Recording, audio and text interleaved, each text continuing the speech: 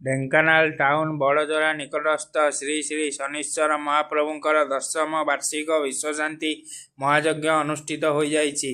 28 ତାରିଖ ମଙ୍ଗଳାରୋପଣ ଓ କଳସ ଯାତ୍ରା ହୋଇଥିବା ବେଳେ ଅଦ୍ୟ 29 ତାରିଖରେ ସୂର୍ଯ୍ୟପୂଜା, ଗୁରୁପୂଜା, ଗୋପୂଜା, ଶାଲା ସଂସ୍କାର, କଳସ ମଣ୍ଡଳ ଆଦି ପୂଜନ, ଶ୍ରୀ ଶ୍ରୀ ଶନି ମହାପ୍ରଭୁଙ୍କର ଷୋଡ଼ଶ ଉପଚାର ପୂଜା, ଅଗ୍ନି ସଂସ୍କାର ଓ ଆହୁତି ପ୍ରଦାନ କରାଯାଇଛି।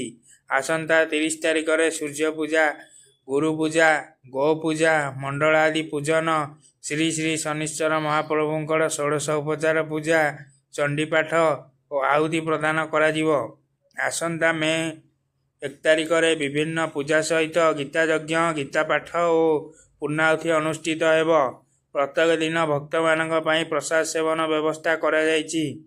ମୁଖ୍ୟ ପୂଜକ ଯଜ୍ଞେଶ୍ୱର ମିଶ୍ର, ଶ୍ରୀଭଜ ମିଶ୍ର, ସଂଗ୍ରାମ ମିଶ୍ର, ରାମଚନ୍ଦ୍ର ଶତପଥୀ ଓ ରାଜେଶ କୁମାର ମିଶ୍ର ସମସ୍ତ ପୂଜାକୁ ସମ୍ପାଦନ କରିଛନ୍ତି। ରଞ୍ଜନ କୁମାର ସାହୁ ଓ ସରୋଜିନୀ ସାହୁ କର୍ତ୍ତା ଓ କର୍ମୀ ଭାବେ ଉପସ୍ଥିତ ରହିଛନ୍ତି। କମିଟିର କର୍ମକର୍ତ୍ତା ଜ୍ୟୋତି ମହାପାତ୍ର, ପଙ୍କଜ କୁମାର ସାହୁ, ଜୟପ୍ରକାଶ ସାହୁ, ଭାଲୁ ମଲ୍ଲିକ, ଶିଖର ମଲ୍ଲିକ, ସୋମନାଥ ସାହୁ, ଉମେଶ ଅଗ୍ରୱାଲ ଓ ପ୍ରଦ୍ୟୁମ୍ନ କୁମାର ସାହୁ ପ୍ରମୁଖ କାର୍ଯ୍ୟକ୍ରମକୁ ସହଯୋଗ କରୁଛନ୍ତି। ଆଉ ବର୍ତ୍ତମାନ ଆମ ପୌରୋହିତରେ ସମସ୍ତଙ୍କୁ ନେଇକରି ମୁଁ ବର୍ତ୍ତମାନ ଯଜ୍ଞ କରୁଛି।